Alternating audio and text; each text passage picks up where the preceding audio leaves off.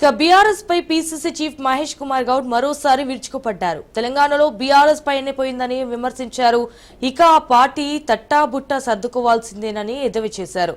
రాష్ట్రంలో జరుగుతున్న అన్ని ఎన్నికల్లో బీఆర్ఎస్ బీజేపీకి మద్దతు ఇస్తోందని దుయ్యబట్టారు.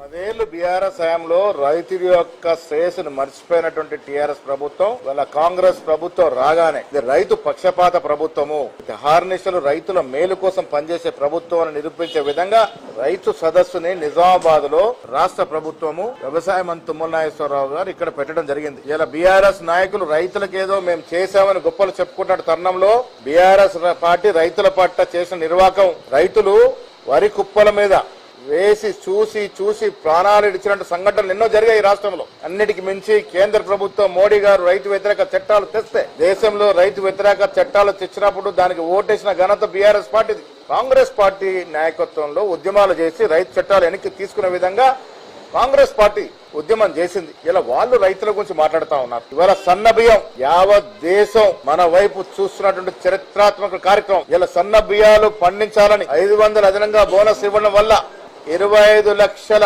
ఎకరాల నుంచి 40 లక్షల ఎకరాల వరకు సాగు పెరిగిందంటే ఇది కాంగ్రెస్ ప్రభుత్వం యొక్క దూరదృష్టి. ఇలా బీఆర్ఎస్ నాయకులు ఏమేమో మాట్లాడుతూ ఉన్నారు. జిల్లాకు చేసిందేమో చెప్పరు. 10 ఏళ్ల కాలంలో ఒక పరిశ్రమ తెచ్చారా? పరిశ్రమ ఒకటి తెచ్చారా? వ్యవసాయ పరంగా ఏదైనా ప్రాజెక్టు పూర్తి చేసినారా? ఒక ఎకరానికి అదనంగా నీరు ఇచ్చినారా?